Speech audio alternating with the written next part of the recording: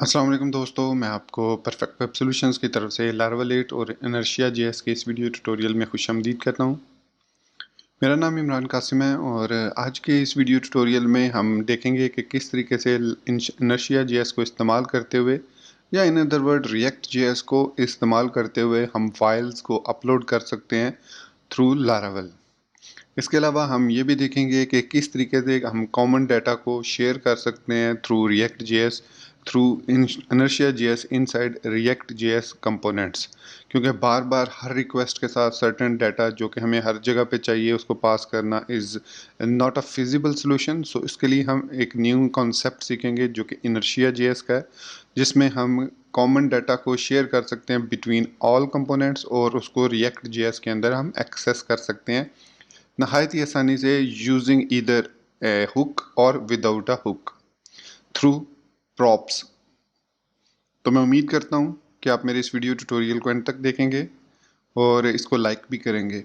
इसके अलावा अगर आप हमारे इस चैनल परफेक्ट वेब सॉल्यूशंस पर न्यू हैं तो इसको सब्सक्राइब करते हुए बेल के आइकन को प्रेस करते हुए ऑल नोटिफिकेशंस को ऑन कर लीजिएगा, ताकि आने वाले वीडियोस की अपडेट्स आपको मिलती रहें और आप अप टू डेट रह सकें। Thank you very much. तो चलिए शुरू करते हैं आज के इस लारावेल 8 और इनर्शिया जेएस के वीडियो ट्यूटोरियल को। तो सबसे पहले हम ये देखते हैं कि किस तरीके से हम फाइल जो है वो रिएक्ट जेएस के अंदर गेट करके फॉर्म डाटा के थ्रू सबमिट कर सकते हैं। बहुत ही इजी टेक्निक है। इसके लिए हम यूज़ करेंगे रिएक्ट जेएस की एक हुक को यूज़ रेफ, और उसकी मदद से हम इंजेक्ट करेंगे फाइल को इनसाइड ओवर लारावेल। तो किस टेक्निक से करते हैं, यहाँ पर सबसे पहले मैं क्रिएट जेएस को ओपन कर लेता हूँ और इसके ज़रिए हम यहाँ पर इसको इंसर्ट करेंगे। उसके अलावा मैं आपको बता दूं कि मैंने ऑलरेडी एक माइग्रेशन क्रिएट करके PHP आर्टिसन की मदद से एक माइग्रेशन क्रिएट किया थंबनेल, और उसको बाय डिफ़ॉल्ट नलेबल रखा है कि आप अगर हम अपलोड करना चाहते हैं तो करें, नहीं इमेज अपलोड करना चाहते हैं तो मत करिए। और ये माइग्रेशन हमने माइग्रेट कर दी है। ओके, तो यहाँ पर मैं ओपन करूँगा रिसोर्सेज के अंदर से, जेएस के अंदर से, क्रिएट पेजेस के अंदर से create.js, और यहाँ पर सबसे पहले हम इम्पोर्ट करेंगे यूज रेफ हुक को। यूज रेफ हुक हमें करंट ऑब्जेक्ट पास करती है। सो यहाँ पर मैं लिखूंगा कॉन्स्ट फाइल या इमेज रेफ, या आप कह लें thumbnail ref is equal to use ref. Simply आपने इसको बाय डिफ़ॉल्ट नल से इनिशियलाइज कर लेना है। सो यूज रेफ। उसके बाद यहाँ पर आप आएंगे फॉर्म डाटा के अंदर और इसको अपेंड करेंगे इस तरीके से, थंबनेल कॉमा उसका नाम देंगे। सो जो नाम है thumbnail ref dot current dot files into zero index पे जो भी फाइल है उसको हम गेट करेंगे। I think files into zero, यही इतना लिखते हैं, और उसके बाद ये थंबनेल रेफ उसको गेट करेगा। उसके बाद यहाँ पर हम ईमेल वाले को कोड को कॉपी कर लेते हैं और यहाँ पर इसको पेस्ट कर देते हैं।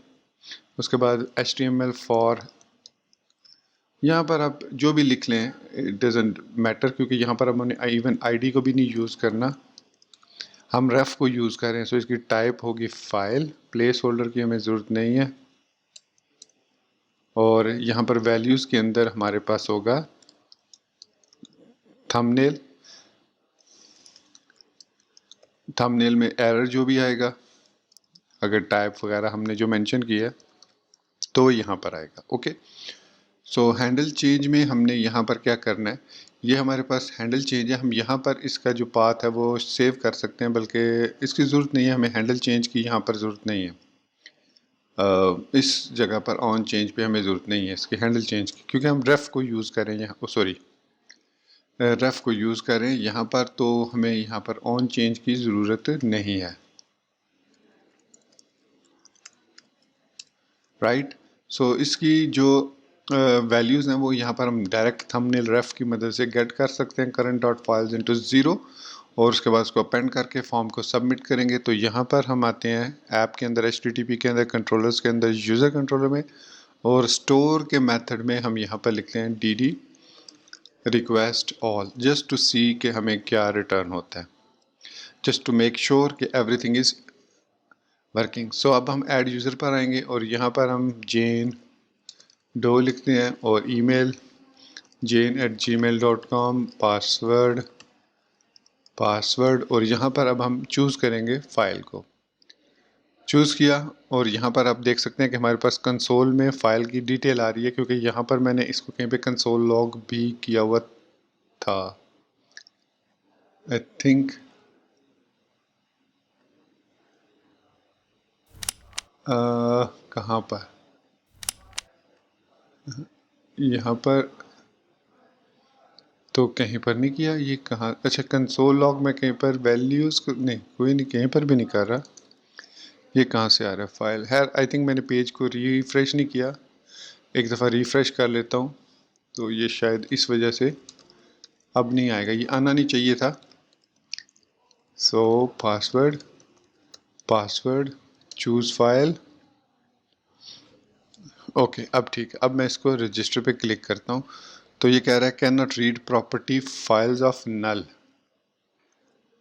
ओके, मे बी मैंने स्पेलिंग गलत लिखे हैं, थंबनेल रेफ, और उसके अलावा मैंने क्या रेफ इसको यूज़ किया।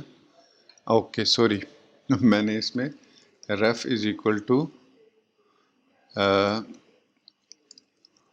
थंबनेल रेफ यूज़ नहीं किया यहाँ पर रेफ की प्रॉपर्टी को, तो इस वजह से वो उसने ये वाला एरर दिया। ओके, रीलोड किया इसको, अगेन हमें फॉर्म फिल करना पड़ेगा।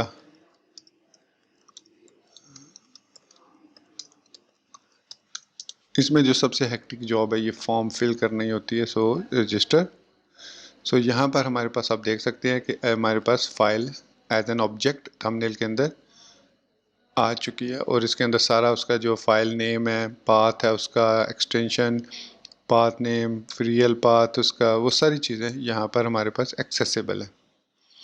सो इट मीन्स अब हम सर्वर साइड पर इसको प्रॉपरली हैंडल कर सकते हैं। तो सबसे पहले हम यहाँ पर लिखेंगे, इसकी वैलिडेशन करेंगे थंबनेल, और इसका ये एक इमेज होना चाहिए, और साथ में हम इसकी माइम्स भी डिफाइन कर सकते हैं कि इमेज तो हो, लेकिन कौन कौन सी माइम टाइप हो। हम कहते हैं पीएनजी और जेपीजी, मतलब हम सिर्फ पीएनजी और जेपीजी अलाउ करना चाह रहे हैं, बीएमपी अलाउ नहीं करना चाह रहे।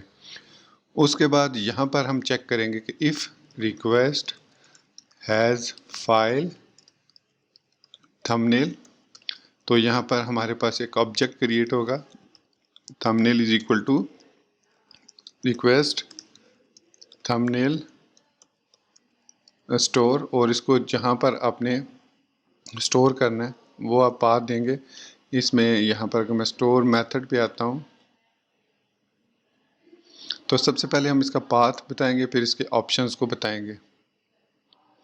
सो यहाँ पर वो कह रहा है स्ट्रिंग द पाथ, और यहाँ पर हम पाथ में दे देते हैं पब्लिक, पाथ में इमेजेस दे देते हैं, और जो इसका डिफ़ॉल्ट होगा वो पब्लिक होगा। सो पब्लिक के अंदर इमेजेस के फोल्डर में वो इसको सेव करेगा फाइल को, और उसका लिंक हमें यहाँ पर थंबनेल में दे देगा, और फिर यहाँ पर हम थंबनेल क्रिएट करेंगे, और यहाँ पर लिखेंगे थंबनेल और एम्प्टी या नल, जो भी आप कह लें, कि या तो थंबनेल में कोई वैल्यू सेट होगी तो थंबनेल को सेव करो, अदरवाइज नल को सेव कर दो।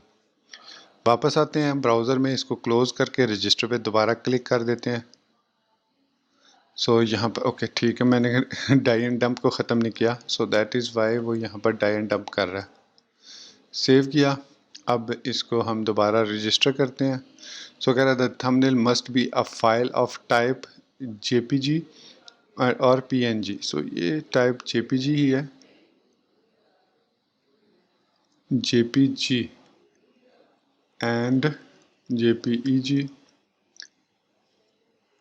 सो यहाँ पर चूज़ दोबारा करेंगे, दूसरी पीएनजी सेलेक्ट कर लेते हैं, रजिस्टर। सो उसने पीएनजी वाली फ़ाइल को तो सिलेक्ट कर लिया, लेकिन जेपीजी फ़ाइल को सिलेक्ट नहीं किया। मे बी उस फाइल के साथ कोई इशू हो, मे बी वो जेपीजी ना हो या उसकी कोई टाइप ना हो, लिहाजा अब हम दूसरी स्टोरेज में चेक करते हैं। पब्लिक के फ़ोल्डर में, इमेजेस के फ़ोल्डर में हमारे पास ये फ़ाइल सक्सेसफुली सेव हो चुकी है। सो ये मैंने अपलोड की थी, और ये अपलोड हो चुकी है, और इसके अलावा डेटाबेस के अंदर भी ये सेव हो चुकी है। ठीक है, तो ये जेन वाली आईडी है, मैं जेन नहीं हूँ, लेकिन जेन को अपलोड कर दिया मैंने। सो मुझे ये समझ नहीं आ रही कि जेपीजी क्यों नहीं, ये मे बी ये जो फाइल है ना, ये डिफरेंट टाइप की फ़ाइल है जो मैंने पहले अपलोड की थी, अदरवाइज़ पीएनजी को इसने सक्सेसफुली कर दिया अपलोड। सो इस तरीके से हम फाइल को अपलोड करके उसको डेटाबेस के अंदर भी सेव कर सकते हैं। और उसके बाद जब हम एडिट करेंगे तो पहले उस फाइल को गेट कर लेंगे और उसके बाद उसको सेट कर देंगे। अगर वो हमने फाइल के अंदर कुछ चीज़ सेट की हुई है तो ठीक है, अदरवाइज़ वो प्रीवियस फाइल को ही उसके अंदर सेव रहने दे और उसको स्किप कर दे। तो अब हम ये देखते हैं कि किस तरीके से हम डाटा को शेयर कर सकते हैं, क्योंकि सम टाइम हमें जो है वो हर कंपोनेंट के लिए कोई ऐसा डाटा चाहिए जो तमाम कंपोनेंट्स के अंदर या स्पेशली लेआउट के अंदर वो कॉमन है।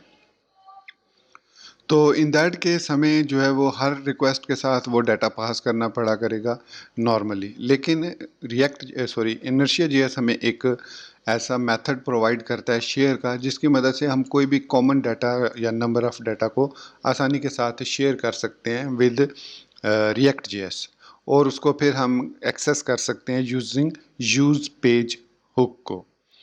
सो चलिए देखते हैं किस तरीके से करते हैं। तो सबसे पहले हम ये चलेंगे ऐप सर्विस प्रोवाइडर के अंदर और यहाँ पर हमें लिखना होगा इनर्शिया शेयर। अब ये मेथड दो पैरामीटर लेता है, पहला नेम ऑफ द की और दूसरा या तो आप ऑब्जेक्ट देंगे या आप एक वैल्यू देंगे, स्ट्रिंग देंगे, या आप एक कॉल बैक फंक्शन भी दे सकते हैं। तो यहाँ पर अगर मैं लिखता हूँ बेस यूआरएल, क्योंकि आप जानते हैं कि हम जो बेस यूआरएल है वो यहाँ पर स्क्रिप्ट के थ्रू गेट करें। मैं यहाँ से इसको ख़त्म कर देता हूँ और मैं यहाँ ऐप सर्विस प्रोवाइडर के अंदर ऐप बेस यूआरएल और ENV के ज़रिए ऐप अंडरस्कोर यूआरएल जो कि .env फाइल में हमारे पास सेव है ऐप यूआरएल, उसको एक्सेस कर रहा हूँ। सो इट मीन्स अब आप जो भी ऐप यूआरएल यहाँ पर देंगे वो ऐप यूआरएल आप एक्सेस कर सकेंगे यहाँ पर, और उसके बाद उसको शेयर कर सकेंगे अपने कंपोनेंट्स में। तो हम नॉर्मली नैव बार के अंदर यहाँ बेस यूआरएल को एक्सेस कर रहे हैं। सो अब हम यहाँ पर ये वाली प्रॉप्स यूज़ नहीं कर सकते, ये लोकल प्रॉप्स हैं। मतलब ओनली दिस नैव बार, जब हम इसको डायरेक्टली एक्सेस करेंगे तो उस वक्त उसको जो प्रॉप्स हम पास करेंगे वो यहाँ पर हम एक्सेस कर सकते हैं। जबकि जो शेयर के थ्रू आप प्रॉप्स सेंड करते हैं वो ग्लोबल होती हैं। तो उसके लिए हम यहाँ पर यूज़ पेज हुक को इस्तेमाल करेंगे और इसके बाद मैं यहाँ पर लिखूँगा const base underscore URL is equal to use page dot props.